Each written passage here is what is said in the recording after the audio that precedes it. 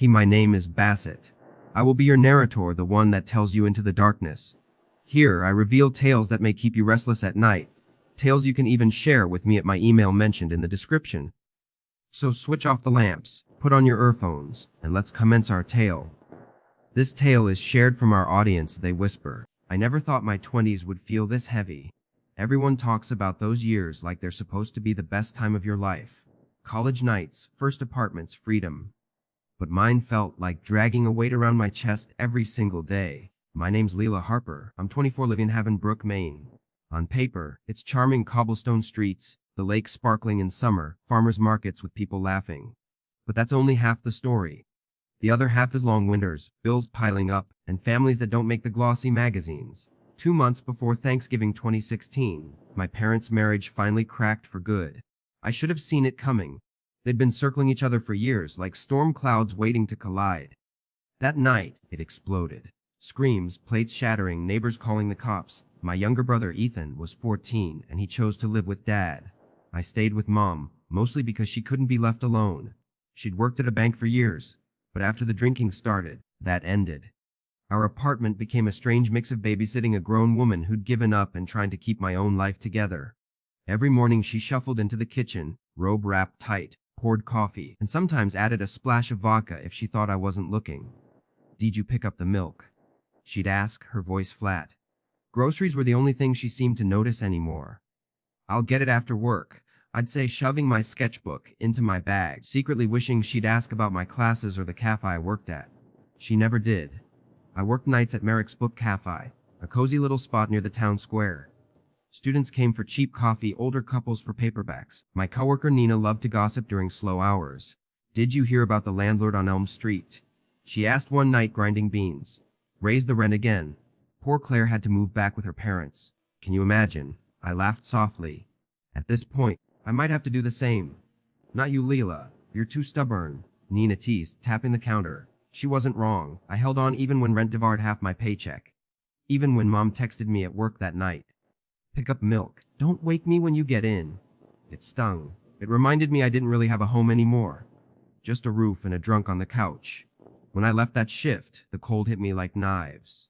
Havenbrook in late November doesn't play nice. Street lights flickered over icy sidewalks, and the usual path home felt unbearably long. Normally, I walked down Main Street, past closed shops and late buses. But that night, exhausted and carrying my sketchbook, I thought, screw it. I'll cut through Crescent Park, save 20 minutes. I tugged my scarf tighter and stepped toward the bare trees. The park was darker than I remembered. Empty swings clinked in the wind, branches groaned overhead, and my boots crunched frozen leaves. At first, I told myself it was fine, just a shortcut, just one night. But when I reached the playground at the center, I froze. Footsteps. And they weren't mine. I tried to brush it off. People used parks at night, maybe another student, maybe someone walking their dog. But as I sped up, the footsteps did too. Not heavy, just steady, following a half beat behind me. I risked a glance over my shoulder. A tall figure in a dark beanie and oversized jacket trailed me. His head tilted down, a phone pressed to his ear. But his lips weren't moving. When our eyes met, a chill ran down my spine. "Not again," I whispered. A year ago, a stranger had followed me across campus before disappearing into a parking lot. I'd sworn I'd never walk alone at night again. But here I was. I tried to outsmart him, cut across another path, circled the playground, bend as if tying my boot. He mirrored me. My heart thumped, icy air cutting into my lungs. "Stay calm, Lila," I muttered, clutching my keys until they dug into my palm. "Just get home." By the time I reached Maple Avenue, my phone was in my hand, fingers trembling as I dialed Mom. Straight to voicemail. Again, goddammit, Mom. I hissed under my breath, anger and fear mixing. I'd probably passed out at some point, drifting while some creep shadowed me through the dark. I darted across the icy road, nearly slipping, and finally reached my apartment building.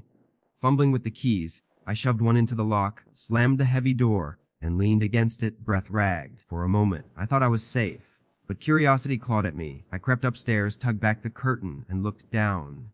There he was. No phone, no pretense, just standing across the road, staring straight up at my window, arms hanging at his sides. For weeks after that night, sleep became a stranger. Every creak of the apartment set my nerves on edge. Mom barely noticed. She'd crash on the couch, half-empty glass on the table, mumbling, "Don't slam the door when you come in late." At the cafe, I told Nina what had happened. "Girl, that's terrifying," she said, eyes wide. You should have called the cops right then. I did the next day, filed a report. And know what they told me? I stirred sugar into my coffee until it spilled over the cup. Maybe avoid walking alone at night, that's it. She shook her head, typical. But Leela, you should tell your landlord or have someone walk you home. Yeah, I muttered. But who? My mom. She couldn't walk a straight line after sundown. Days blurred together. Havenbrook gossip swirled like always. Complaints about new parking meters, rumors of a snowstorm. But beneath it all, I felt eyes on me. Sometimes on the way home, sometimes at the bus stop, sometimes outside the cafe windows. One night, I swore I heard pacing outside our building back and forth, until sunrise. Footprints marked the snow near the curb, but when I looked, no one was there. Maybe I was losing it. Maybe the stress of my parents' divorce and mom's drinking had built up into paranoia. Then came the note. It was a Thursday evening in December. I was balancing a grocery bag against my hip when I noticed an envelope slid under the apartment door. No stamp, no address, just waiting. Inside, the paper trembled in my hands as I read the shaky, uneven script. Your mother doesn't lock the window. You should be more careful. The world tilted. My stomach dropped so fast I had to grip the counter. Whoever it was had been close enough to know our windows. Close enough to know our habits. I showed Mom, thrusting the paper in front of her. Do you get it now? This isn't me being paranoid. She squinted, then waved it off. Probably some kids messing around. You take things too seriously, Leela. She poured herself another drink, muttering. Don't work yourself up. I stormed out before saying something I'd regret. At the cafe, I vented to Nin again. This is serious, Leela, she said, lowering her voice. Talk to the cops again or stay with someone. Don't go home tonight. I can't, I said. Mom needs me. Nina sighed, pressing a cookie into my hand. Then at least don't walk alone anymore. Promise me. Promises were easier said than done when your shift ended at midnight and the streets were deserted. The week before Christmas, Havenbrook was buried under snow. On the surface, the town looked safe. Even magical quiet streets, storefront lights, bustling shoppers. But I felt it everywhere, the sense that someone was around the corner, just behind the trees, waiting. That night, leaving the cafe, I spotted him again. Same beanie, same oversized jacket. This time, no phone, no pretending, just watching from across the street. I ran, boots slipping on ice, toward the nearest open store, a diner still buzzing with late-night customers. I burst inside, startling the waitress. Hey, honey, you okay? She asked. Can someone's following me? I panted, pointing outside. But the street was empty. The waitress called the police anyway. And for once, they showed up. Asking questions, taking statements, promising to patrol the block for a few nights. But deep down, I knew it wouldn't change much. Men like that didn't vanish because of flashing lights. That night, I walked home escorted by an officer, but my chest felt hollow. Mom was passed out again, the TV buzzing. I stood at the window for hours, staring at the snow-covered street, waiting for movement. I never saw him clearly again. But every set of footsteps behind me, every shadow on Maple Avenue makes my heart race even now. Sometimes when the wind rattles our windows, I swear I can hear pacing outside, waiting. What happened to me wasn't about one bad night. It was about learning how fragile safety can be, especially for women walking alone. We grow up hearing, be careful. Don't stay out late, don't take shortcuts. As if survival is our responsibility alone. But fear thrives when no one listens, when the police shrug, when loved ones dismiss us. Take your instincts seriously. Fear is often the body telling the truth before the mind can. Trust it. Speak up even if no one seems to hear. And if you see someone walking alone in the dark, don't mock their caution. You never know what ghosts might be following them home. I had spent most of my life feeling like I was running in circles. My name is Evelyn Hard, 26. And until recently, I was stuck in a rut that felt endless. Living with my dad in his cramped Portland apartment, working jobs that barely covered rent, trying not to let the world see how broken I felt. But things were finally shifting. I just started a new job at a design studio downtown, a position I had fought tooth and nail to get. For the first time in months, I felt a flicker of hope. I could finally pay my own bills. Maybe I could get a small apartment, carve out some independence. But independence had its own shadows. A year ago, I had ended a relationship with Adrian Blake, a coworker 5 years older than me. At first, he seemed charming. Flowers on my doorstep, surprise dinners, his laugh that lingered in my head. But the charm morphed into obsession. He began showing up at night classes, leaving notes on my car, calling from unknown numbers. HR dismissed it as a personal issue. I quit thinking the nightmare would end. Valentine's Day 2021, Portland glowed with red balloons and twinkling lights. Couples held hands outside cafes. I was walking home from my shift, planning to surprise my dad with Chinese takeout. Rain soaked my jacket. My bag felt heavy. Not from the food, but from dread. I passed familiar shops, the coffee stand smelling of cinnamon, the bookstore closing earlier than ever, college students laughing in the corner. I tried to smile. Memories of Adrian flickered leaning too close, Cologne lingering even when gone. Turning onto Hawthorne Boulevard, a weight pressed between my shoulder blades. Someone was behind me. I froze, pretending to check my phone. The reflection in a shop window confirmed it. A tall man in a navy coat, hands in pockets, moved with an ease that made my stomach knot. I quickened my pace, so did he. I slowed to tie my shoe. He slowed. Instinct screamed run. Not again. Please, not tonight, I whispered. I called Tessa, my roommate. No answer. Dad was probably asleep, tea steaming beside him. Another friend, nothing. The rain drummed against my headphones as I whispered into the phone of please pick up. Then the shadow stepped closer. It wasn't a stranger this time. Hair longer, eyes hollow, half smile that churned my stomach. Eve, he said softly, almost playfully. You really thought you could forget me? On Valentine's Day of all nights, panic ignited. Sneakers slapped wet pavement as I bolted. Don't run from me, he shouted. Footsteps pounding behind me, echoing off dark storefronts. I darted into a side alley near my building, fumbling for the glass door, keys shaking in my hands. The lobby was empty, fluorescent lights buzzing overhead. I bolted up the stairs until my apartment door loomed. Deadbolt in place, chest heaving. Seconds later, boots on the hallway floor. Fist pounding, then both fists. Evelyn, open the door. Don't you dare shut me out again. I pressed my back against the wall, phone trembling. Tessa finally called back, whispering, choked with worry. I said, call the police. He's here. A siren's arrived. Officers dragged Adrian out, screaming my name. I lean against the wall, shivering uncontrollably. Arrested or not, days later, every footstep behind me triggered panic. Grocery store, coffee shop, hallway. I deleted social media, changed numbers, invested in pepper spray. At work, I smiled faintly, pretending all was normal. Inside, my apartment still felt unsafe. I started leaving home with a plan, keys in one hand, pepper spray in the other, eyes scanning constantly. I joined a self-defense class, learning calm assertiveness, ways to move through the city without fear consuming every step. Some nights, I'd lie awake listening to shadows outside, heart hammering. The flowers Adrian once sent were now poisoned by memory. His voice had turned sweet into sinister. Tessa hugged me one evening. You're safe now, Eve. We'll make sure of it. You're stronger than you know. Her words were a lifeline. Slowly, I reclaimed small freedoms, walks in the parfait, runs, leaving the apartment without escape routes planned. Each step cautious but measured. Fear and confidence became parallel forces. Months later, Portland streets gleamed in spring light. New apartment, new routines, quiet control. Adrian was a number, a name on a police report. He couldn't touch me. But memory lingered. I walked home one evening, streets bustling. My pulse quickened when someone brushed past me. But I breathed, reminding myself the city is mine too. I had faced fear and those scars were marks of survival. Locks checked, pepper spray in hand, glance over the shoulder. It wasn't terror anymore. It was awareness, vigilance, and hard-earned confidence. Fear is natural, but it shouldn't define life. Protect yourself, trust instincts, take threats seriously. Courage isn't absence of fear, it's moving forward despite it. I had spent most of my life balancing responsibility with fear.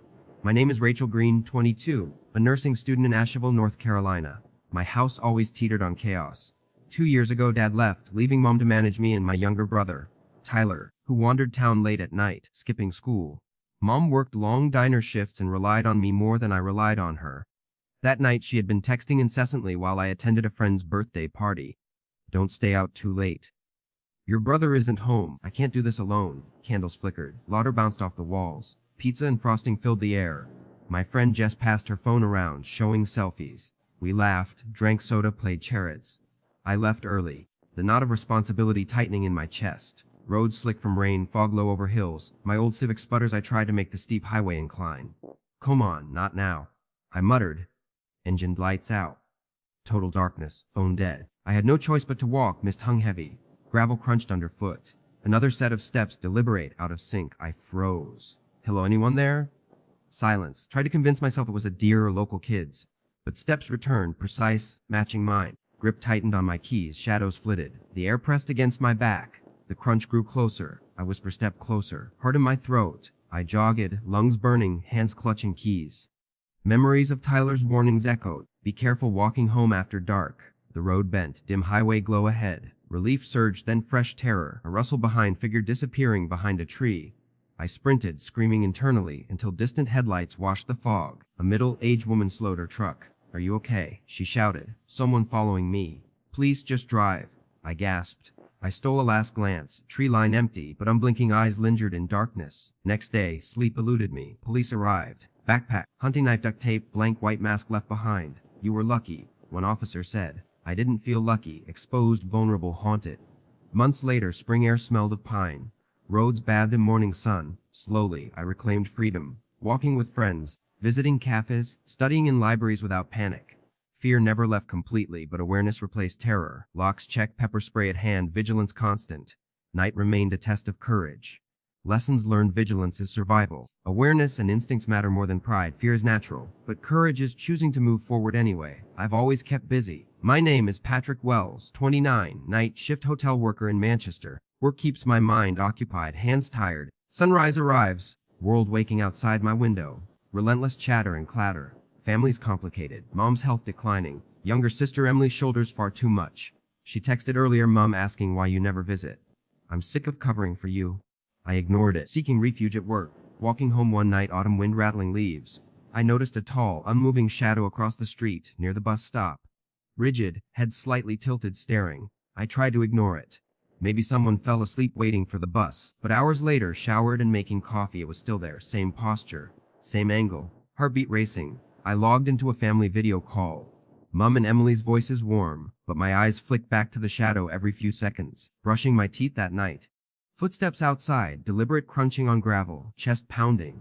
People revealed empty street, but presence felt real. Precautions multiplied: motion lights, cameras live streaming the street. Avoiding going out unless necessary. Fear became a constant companion. Emily called, sharp with worry. "You need help, Pat. You can't live like this." I knew she was right, but pride, control, and fear intertwined. Pepper spray, reinforced locks, marking doors and windows. Every night sound froze me. Manchester winter brought quiet streets.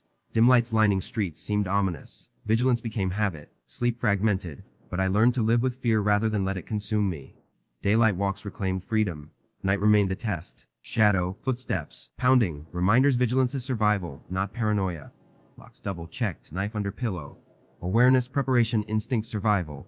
Darkness has a way of following you, sometimes outside, sometimes inside, and sometimes it feels like it seeps into your very bones. Eve had thought independence would bring freedom, but a year after ending her relationship with Adrian Blake, she discovered freedom came with shadows. Adrian had been charming at first, bringing flowers, surprise dinners, and laughter that lingered too long in her mind. But charm gave way to obsession. He appeared at her night classes, left notes on her car, called from unknown numbers. Even when she quit her job to escape, she couldn't outrun him. On Valentine's Day in Portland, Eve walked home through the cold, rainy streets carrying takeout for her father. Couples strolled past, oblivious, while she hugged her bag tightly, sensing the shadow that pressed behind her. When she finally saw him, tall, in a navy coat, hands in pockets, eyes hollow, her instincts screamed to run. She bolted, weaving through the streets, ducking into alleys, and finally slammed her apartment door behind her as his fists pounded against it. The police arrived, dragged him away, but the memory lingered. Every footstep, every knock, every creak became a threat. Eve learned to walk with vigilance, pepper spray in hand, carrying fear alongside a hard-earned confidence. Rachel's fear took a different form, but just as visceral. At 22, a nursing student in Asheville, she balanced responsibilities to her younger brother and single mother while living with constant unease. One stormy night, her car died on a fog-covered country road, and she was forced to walk. Footsteps followed her, deliberate and close. A muffled baby cry came from a white cargo van parked by the roadside. Her heart pounded as she called out, but no answer came. She ran until headlights appeared, a stranger's pickup stopping to rescue her. Police found the van abandoned, a hunting knife, duct tape, and a blank mask inside, but it was never traced. Even after that night, fear burrowed into her bones. Every night, every shadow, every stray sound became a threat. She avoided night shifts, carried pepper spray, and mapped her steps with obsessive caution. Slowly, she reclaimed small freedoms, learning that survival isn't the absence of fear but moving forward despite it. Patrick, working night shifts at a hotel in Manchester, experienced fear in quieter, more insidious ways. Shadows seemed to move across the street outside his townhouse, footsteps echoed in empty hallways, and one night, a note taped to his door spelled his name with deliberate handwriting. Police dismissed it as a prank, but the fear didn't dissipate. Patrick fortified his home with locks, lights, and cameras. He limited his outings, Always carrying a knife, always alert. Sleep became fragmented, every sound amplified. He realized vigilance was survival, that even in ordinary city streets, danger could lurk unnoticed. Fear became a companion, but unlike paralysis, it also sharpened his awareness and forced him to live intentionally, prepared for the unknown. Marcus, 27, from Detroit, learned that sometimes danger isn't just random. It finds you when grief and guilt weigh you down. After his father's death, staying with his sister Patrice, he wandered streets late at night after a housewarming party. A white cargo van idled along the curb, engine low, and he heard the faintest cry of a baby. His instincts screamed to run, but guilt and the echo of his sister's voice made him investigate. As the van's headlights flared, Marcus sprinted through alleys, trash, and cracked sidewalks, finally finding refuge at a gas station where he called 911. The police arrived, van gone, leaving only lingering terror. Night after night, Marcus imagined the van following him, the cries echoing in the humid Detroit air. The experience forced him to confront vigilance, courage, and the importance of trusting instincts. Even when no one else believes you, all four of these lives, Eve's, Rachel's, Patrick's, Marcus's, are different yet connected by fear and the shadows that refused to leave. Each story shows that danger can strike unexpectedly, that vigilance and preparation are as essential as courage. Fear does not vanish with the threat, it lingers in footfalls behind you, in flickering lights, in abandoned vans or long-forgotten hallways. Yet courage isn't the absence of fear, it's action awareness, and the choice to move forward despite it. Even years later, every creak, every rustle, every flickering light serves as a reminder the darkness outside is one thing, but the shadows within, grief, guilt, paranoia, and unresolved fear, can follow you far longer. Survival comes not from ignoring fear but respecting it, trusting instincts, and refusing to let the darkness define your life. If someone had told me 5 years ago that I'd end up tied to a chair in some stranger's half-renovated house, I would have laughed it off. I thought stuff like that only happened on Netflix shows or crime podcasts, not real life. I was 33 then, a single father in Savannah, Georgia. My days were the same routine. Drop my daughter Sophie at school in the morning, do long shifts at the auto parts store, eat whatever leftovers I had at night, and fall asleep in front of the TV. After the divorce, life felt hollow. The house felt too quiet. Loneliness sat heavy. Friends kept telling me to try dating again, but I avoided it. Eventually, the silence got so loud I gave in. I downloaded a dating app. That's where I met Natalie. In her pictures, she looked simple, sweet, warm smile, kind eyes. The messages came fast, like she already knew me. She said she just moved to Savannah and was fixing up her duplex. She invited me to a little housewarming on Friday night. I was nervous, but loneliness pushed me forward. Part of me thought maybe I can tell Sophie soon that I'm trying to move on, that her dad isn't stuck forever. That night the air was cold, November dampness hanging everywhere. The brick sidewalks glistened under street lamps after rain. I told myself her place wasn't far. If anything felt off, I'd just turn back. She opened the door, hugged me. 2 other women were inside, Chloe and Veronica. All 3 were laughing, holding glasses of wine, teasing me about being stiff and awkward. I tried to loosen up. They poured me a drink. I took a sip. The taste was wrong. Metallic, like a coin soaking in water. My gut whispered a warning, but I ignored it. Told myself I was overthinking. Slowly, my body got heavier. My vision blurred like I was sinking underwater. Even blinking felt like work. Chloe giggled and whispered to Natalie, "He's slowing down already." Veronica pulled my phone out of my pocket.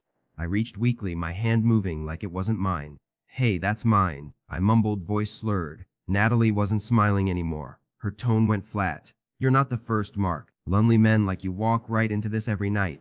Everything sped up after that. They shoved me into a chair, zip-tied my wrists.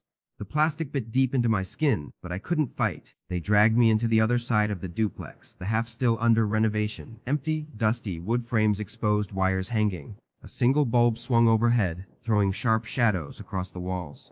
Veronica forced my thumb against the phone, unlocked my bank apps. Chloe barked, "Empty it, transfer everything."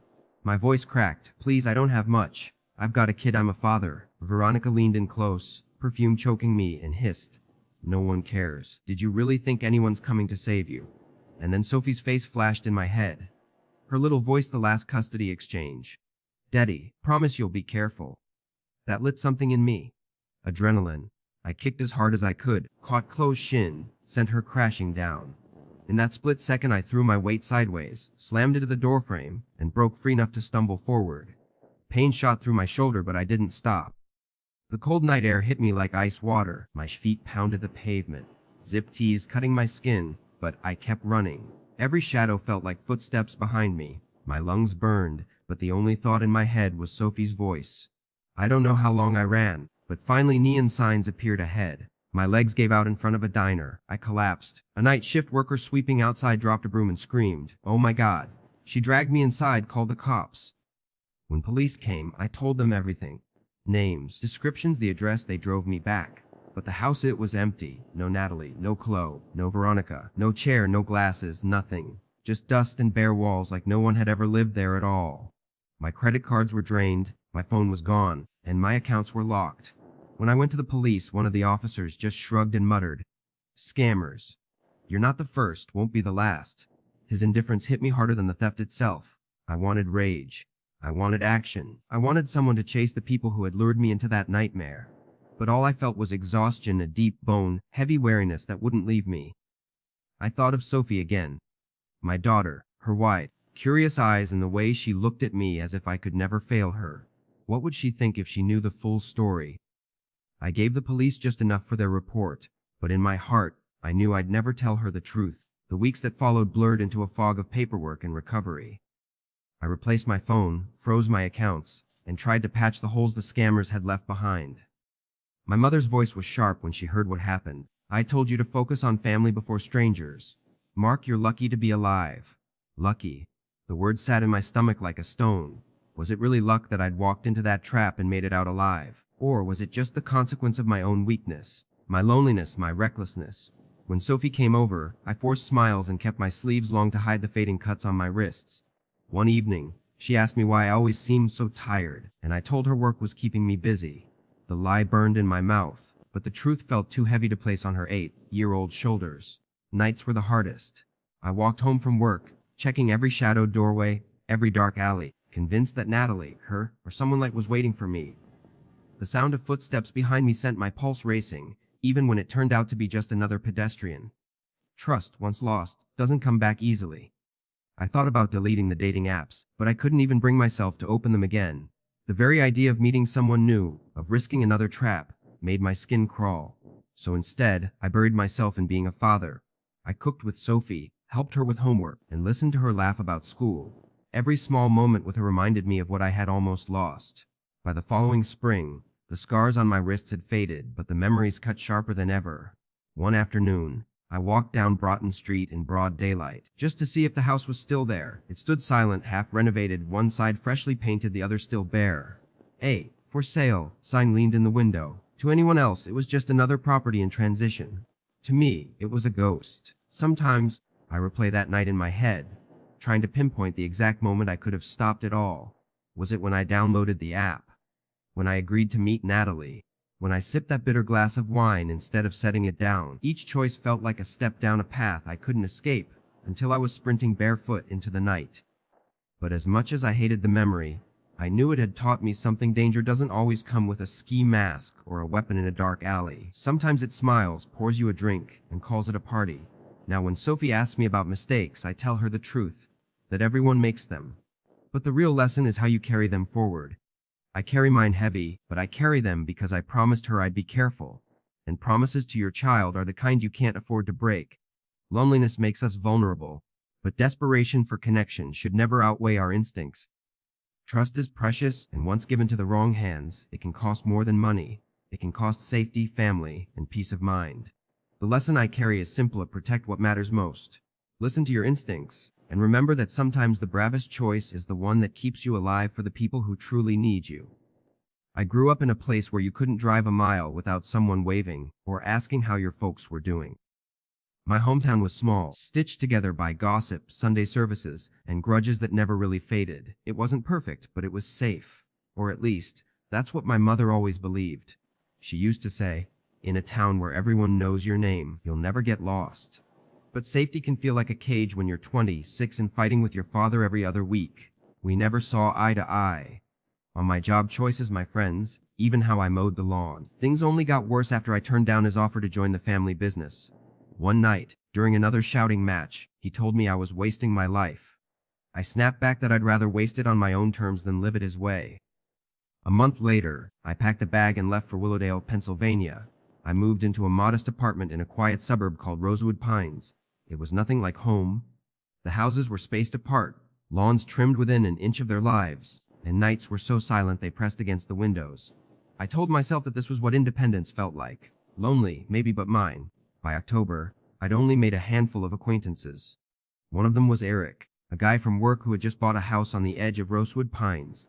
When he invited me to his housewarming party, I saw it as a chance to belong somewhere, even for a night. That evening, I drove over with a six-pack tucked under my arm and a tight smile on my face.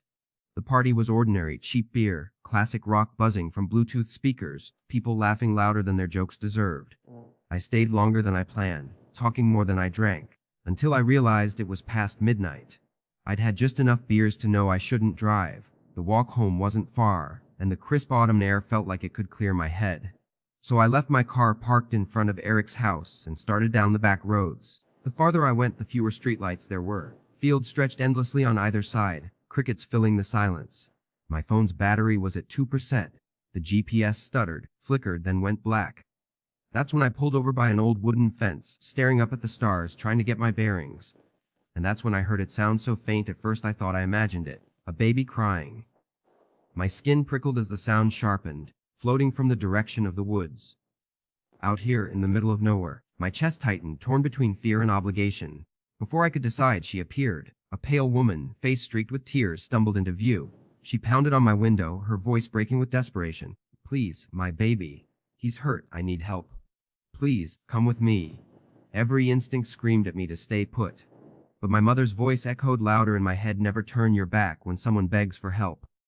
Against my better judgment, I opened the door and followed her into the trees. The woods swallowed us instantly. Branches clawed at my arms, the ground uneven beneath my feet. Her sobs guided me deeper, and the baby's cry grew louder with every step. But something about it was wrong. It didn't waver or break like a real baby's cry.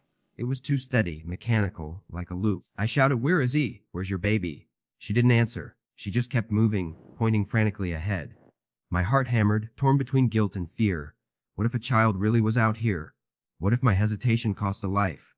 Then, just as suddenly, the silence was suffocating. I spun around, breath fogging in the cold air. The woman was gone. My voice cracked as I called out, "Hello, Mom." No answer. My eyes fell to the ground. A crumpled baby blanket, its edges frayed and smeared with something dark. Scattered around it were bones, small and white, glinting in the moonlight. At first, my brain refused to process it. Then I saw the cracks, the gnawed edges. They weren't human. They were animal bones. Panic surged. I staggered backward, whispering, "No, no." Every shadow stretched longer. Every rustle sounded like footsteps closing in. I bolted, branches snapping behind me as if the woods themselves were chasing me out. I burst back onto the road, gasping with relief, until I saw my car. The driver's door hung open. Papers from the glove box littered the ground. My keys were gone. I whipped around, scanning the road. That's when I saw her. Standing just beyond the reach of the streetlight, half hidden in the shadows, was the same woman. Only now the tears were gone, replaced by a twisted grin that stretched too wide across her pale face. Dangling from her fingers were my car keys, swaying like bait. My breath caught in my throat. "Why are you doing this?" My voice cracked, weaker than I wanted. She tilted her head, silent, that grin never fading. Then, without a word, she stepped backward into the darkness until she vanished completely. The night swallowed me whole. My chest heaved, panic spiraling. I couldn't fight her. I couldn't follow her. There was only one option left: run. So I did. I don't know how long I ran, only that my legs burned and my throat felt raw. Every sound, the crunch of leaves, the distant call of an owl, morphed into a threat. I kept glancing over my shoulder, certain she was right behind me. Finally, just when I thought my body would give out, headlights cut through the darkness. A pickup truck rattled down the road, its beams washing over me like salvation. I stumbled into the road, waving desperately as headlights cut through the night. The pickup screeched to a stop, the driver leaning out and swearing. "Jesus, kid, you trying to get yourself killed?" "Please," I gasped, chest heaving. Someone's after me." Something in my eyes must have convinced him, because with a reluctant grunt he unlocked the door. I scrambled in, trembling all over. As we drove, I spilled everything in broken bursts. The crying in the woods, the pale woman, the bloody blanket, the animal bones. His jaw tightened, but he said little. At the police station, I repeated it all. The officers traded looks, their smirks sharp as knives. Stress, alcohol, maybe a prank. That's all they saw. They humored me, filed a report, but I could tell they didn't believe. The next day, when I dragged one of them back into the woods, the place was scrubbed clean. No blanket. No bones. Just trees whispering silence. Months passed. Life in Willowdale returned to its dull rhythm. Work, empty nights. But forgetting was impossible. Whenever autumn settled in and the nights grew sharp, I heard it again. That faint baby's cry. Sometimes near, sometimes distant, always pulling. I told myself it was imagination, scars burned into memory, but deep down I knew someone had lured me there. Someone had chosen to let me walk away. I thought of going home, swallowing pride, apologizing to my father. But I stayed. Independence has a cost, and I was still paying. Even now, when the leaves start to fall, I remember her grin, the sound in the trees. And I wonder how many others followed that cry, and how many never made it back. Not every cry for help is what it seems. Compassion is a gift, but blind compassion can kill. Trust your instincts, even when guilt whispers otherwise. There are shadows that prey on kindness. Sometimes survival means knowing when to turn away. I grew up in a small Ohio town where everyone knew your name, and your families, back 3 generations. Safe, predictable, suffocating. I worked part-time at the hardware store while finishing trade school, wiring barns for neighbors who'd watched me grow up. Most figured I'd never leave. But I wanted more. The noise of a city, its challenge, its chaos. So in April 2013, I packed my beat-up Ford Taurus and drove east to Philadelphia for an electrician's apprenticeship. My mom cried, called me every night after. Stay careful, Ethan. Big cities eat small-town boys alive. I laughed, but inside I felt small. The city was a maze. Wrong buses, wrong turns, empty nights. My roommate worked nights, so I wandered, trying to memorize the streets. I told myself it was how I'd belong. Learn its rhythm, walk its veins. That Friday started ordinary. Pizza. Cheap beer at a coworker's apartment, but jokes about our night. I was yawning, phone dead, and I decided to walk home. Rain puddles reflected lonely street lamps. I pulled my jacket tighter against the wind. That's when I heard the slow roll of tires. A yellow cab eased beside me. The window slid down. You lost, kid? The driver's voice was sharp, city hard. Hop in, I'll get you home cheap. I hesitated. Back home, you didn't climb into a stranger's car. But the thought of another mile in the cold made me step closer. I'm on Fairmount Avenue. I said, Fairmount. Sure, he replied, unlocking the door. At first, it was normal. The faint smell of smoke, the midter's red glow. He drove in silence. But the streets outside grew darker. Windows boarded up, lamps smashed. My stomach tightened. I think you missed the turn. Fairmount's back that way. No answer. Did you hear me? That's when I saw it, a smirk in the rear view, then the soft click of the locks. My chest froze. Sit back, he said flatly. We're almost there. I panic exploded. I yanked the handle, useless. The knife appeared, glinting in the dash light. Wallet. Phone now. Hands shaking, I gave him everything. But it wasn't enough. He leaned over, pressing cold steel to my throat. I felt a sting, hot and real. You think I'm playing, he hissed. Something broke loose inside me, I screamed. Not words, just raw terror ripping into the night. He cursed, shoved me against the door. I screamed again, louder. Voices answered across the lot. 2 men stumbling from a warehouse bar. What the hell's going on? The driver's smirk vanished. He shoved me down, tore the knife away, and bolted back behind the wheel. Tires screeched, the cab vanishing into darkness. I lay trembling, blood trickling from my neck. The men rushed over, lifted me to my feet, guided me toward the street. My legs wobbled like glass. One pulled his phone. We'll get you to a hospital. At the ER, nurses cleaned the cut, checked vitals. Police came too, notebooks ready. I told them everything, the cab, the smirk, the knife. One muttered, fake cab, been a few of those lately. The thought chilled me. Cabs were supposed to take you home safe, not strip you down to fear. Weeks later, they found the cab abandoned, wiped clean. They caught the driver during another armed robbery. When I saw him in court, that same smirk flickered. My stomach turned, but I spoke, told the jury everything. He went away for years. But even locked up, he left his mark. Every time a car slows beside me, my heart seizes. Every walk home is shorter, faster, guarded. Independence doesn't mean wandering anymore. It means surviving. Mom still calls, still warns me. I don't laugh it off now. I tell her I'll be careful, and I mean it. Because I've learned, danger doesn't always lurk in shadows. Sometimes it rolls up beside you, offers a ride, and waits for hesitation. Survival isn't paranoia. It's listening when your gut whispers run.